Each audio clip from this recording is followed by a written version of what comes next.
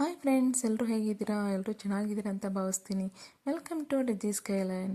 So ನಾನು ತಂದಿರುವ ಹೊಸ ರೆಸಿಪಿ ಇವತ್ತು ಒಂದು ಆರೋಗ್ಯಕರವಾದ ಒಂದು ರುಚಿಯಾಗಿರುವಂಥ ಒಂದು ಮೊಳಕೆ ಕಾಳು ಪಲ್ಯನೇ ತೊಗೊಂಬಂದಿದ್ದೀನಿ.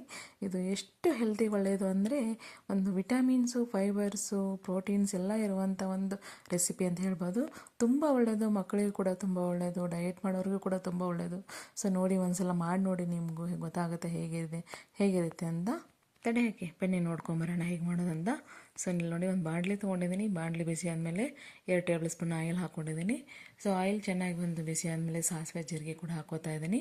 ಸಾಸಿವೆ ಜೀರಿಗೆ ಚಟಪಟ ಆದಮೇಲೆ ಒಂದು ಸ್ವಲ್ಪ ಕರಿಬೇವು ಸೊಪ್ಪು ಕೂಡ ಹಾಕೋತಾ ಇದ್ದೀನಿ. ಸೊ ನೋಡಿ, ಚೆನ್ನಾಗಿ ಫ್ರೈ ಆಗ್ತಾಯಿದೆ. ಸೊ ಹಾಗೆ ಒಂದು ಮೀಡಿಯಮ್ ಸೈಜ್ ಈರುಳ್ಳಿನ ಚಿಕ್ಕದಾಗಿ ಕಟ್ ಮಾಡಿ ಹಾಕ್ಕೊಂಡಿದ್ದೀನಿ.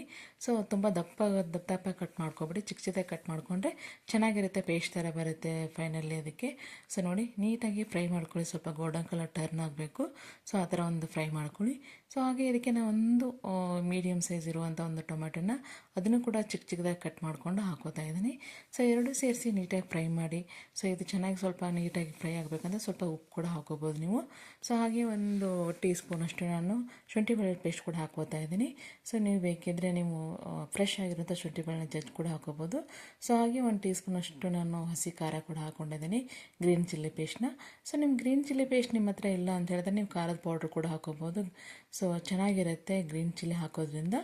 ಸೊ ನೋಡಿ, ಒಂದು ಡಿಫ್ರೆಂಟ್ ಟೇಸ್ಟ್ ಕೊಡುತ್ತೆ ಗ್ರೀನ್ ಚಿಲ್ಲಿ ಪೇಸ್ಟ್ ಅಂತ ಹೇಳ್ಬೋದು.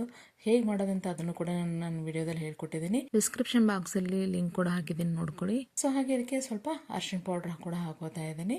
ಸೊ 1 ಟೀ ಸ್ಪೂನ್ ಅರಿಶಿಣ ಪೌಡರು, 1 ಟೀ ಸ್ಪೂನಷ್ಟು ಧನ್ಯ ಪೌಡ್ರ್ ಕೂಡ ಹಾಕೋತಾ ಇದ್ದೀನಿ.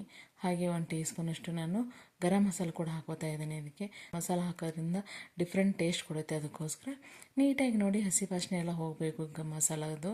ಸೊ ಹಾಗಾಗಿ ನೀಟಾಗಿ ಎಣ್ಣೆಯಲ್ಲಿ ಫ್ರೈ ಮಾಡ್ಕೊಳ್ಳಿ. ಸೊ ಇಷ್ಟು ಒಂಚೂರು ಫ್ರೈ ಆದರೆ ಸಾಕು, 2 ಮಿನಿಟ್ಸ್ ಫ್ರೈ ಮಾಡ್ಕೊಳ್ಳಿ. ತುಂಬಾ ಚೆನ್ನಾಗಿರುತ್ತೆ ಈ ಒಂದು ಮೊಳಕೆ ಕಾಳನ್ನು. ಒಂದಿನ ನೀಟಾಗಿ ನೆನೆಸ್ಬಿಟ್ಟು 2 ದಿನ ಮೊಳಕೆ ಹೊಡ್ಸಿದ್ದೀನಿ. ಸೊ ಮನೆಯಲ್ಲೇ ನೀವು ತುಂಬ ಚೆನ್ನಾಗಿ ಮೊಳಕೆನ ಹೊಡ್ಸ್ಕೊಬೋದು. ಸೊ ನೀವು ಟ್ರೈ ಮಾಡಿ ಮೊಳಕೆನ ಹೊಡ್ಸೋದು. ಇಲ್ಲಾಂದರೆ ಮೊಳಕೆ ಹೊಡ್ಸೋಕ್ಕಾಗಲ್ಲ ಅಂದರೆ ಸೊ ಮೊಳಕೆ ಕಾಳು ಹೊಡ್ಸಿರೋದು ಕೂಡ ಮಾರ್ಕೆಟಲ್ಲಿ ಸಿಗುತ್ತೆ, ಅದನ್ನು ತೊಗೊಂಬಂದು ನೀವು ಯೂಸ್ ಮಾಡ್ಕೋಬೋದು. ಸೊ ನಾನು ಇದರಲ್ಲೇ ಒಂಚೂರು ಎಣ್ಣೆಯಲ್ಲಿ ಫ್ರೈ ಮಾಡ್ಕೋತಾ ಇದ್ದೀನಿ, ಕಾಳನ್ನು ಹಾಕಿ. ಸೊ ಒಂದು 1 ಮಿನಿಟ್ ನಾನು ನೀಟಾಗಿ ಫ್ರೈ ಮಾಡ್ಕೊಂಡಾದ್ಮೇಲೆ ಸ್ವಲ್ಪ ನೀರು ಹಾಕ್ತಾ ಇದ್ದೀನಿ. ಅದಕ್ಕೆ ಸ್ವಲ್ಪ ಗ್ರೇವಿ ಥರ ಬರಬೇಕಲ್ವ, ತುಂಬ ಡ್ರೈ ಆದರೆ ಚೆನ್ನಾಗಿರಲ್ಲ. ಹಾಗೆ ಸ್ವಲ್ಪ ರುಚಿ ತಕ್ಕಷ್ಟು ಉಪ್ಪನ್ನು ಕೂಡ ಸಹ ಆ್ಯಡ್ ಮಾಡ್ಕೋತಾ ಇದ್ದೀನಿ. ಸೊ ನೋಡಿ, ಇಷ್ಟು ಸ್ವಲ್ಪ ನೀರನ್ನು ಹಾಕಿ ನೀಟಾಗಿ ಒಂದು 5 ನಿಮಿಷ ನೀಟಾಗಿ ಫ್ರೈ ಮಾಡ್ಕೊಳ್ಳಿ. ಯಾಕಂದರೆ ಸ್ವಲ್ಪ ಚೆನ್ನಾಗಿ ಅದು ಉಪ್ಪು ಖಾರ ಎಲ್ಲ ಅಬ್ಸರ್ವ್ ಆಗಬೇಕು, ಅದಕ್ಕೋಸ್ಕರ. ಸೊ ನೀಟಾಗಿ ಒಂದು ಫ್ರೈ ಮಾಡ್ಕೊಳ್ಳಿ, ಒಂಥರ ಸಲಾಡ್ ಥರ ಚೆನ್ನಾಗಿ ಬರುತ್ತೆ. ಸೊ ನೀವು ಟ್ರೈ ಮಾಡಿ ಮನೆಯಲ್ಲಿ ಒಂದು ಮೊಳಕೆ ಕಾಳನ್ನ. ಹಾಗೆ ನೀವು ಸ್ವಲ್ಪ ಉಪ್ಪು ಖಾರ ಸೇರಿಕೊಂಡು ಹಾಗೆ ಬರೀ ಬಾಯಲ್ಲಿ ಕೂಡ ತಿನ್ಬೋದು. ಸೊ ಹೆಲ್ತಿಗಂತೂ ತುಂಬ ಒಳ್ಳೆಯದು ಈ ಮೊಳಕೆ ಕಾಳು ಪಲ್ಯ. ಸೊ ನೀವು ಪಲ್ಯ ಕೂಡ ಮಾಡ್ಬೋದು, ಸಾಂಬಾರು ಕೂಡ ಮಾಡ್ಕೋಬೋದು. ಸೊ ಈ ಥರ ಒಂದು ಮೊಳಕೆ ಕಾಳು ಪಲ್ಯ ಮಾಡಿ ಇದು ದೋಸೆಗಾಗಿರ್ಬೋದು, ಚಪಾತಿಗಾಗಿರ್ಬೋದು, ತುಂಬಾ ಚೆನ್ನಾಗಿರುತ್ತೆ. ಜೋಳದ ರೊಟ್ಟಿಗಂತೂ ಸಖತ್ತಾಗಿರುತ್ತೆ.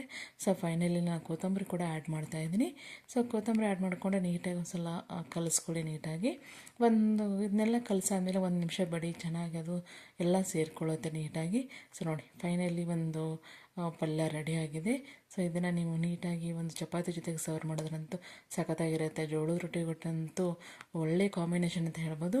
ಹೀಗೆ ನಾವು ಮಾಡೋ ರೆಸಿಪಿ ನಿಮ್ಗೆ ಇಷ್ಟ ಆದರೆ ಲೈಕ್ ಮಾಡಿ, ಶೇರ್ ಮಾಡಿ, ಕಮೆಂಟ್ ಮಾಡಿ. ಹೀಗೆ ನಾವು ಮಾಡೋ ಎಲ್ಲ ವಿಡಿಯೋನ ಪ್ರೋತ್ಸಾಹಿಸಿ. Thank you for watching.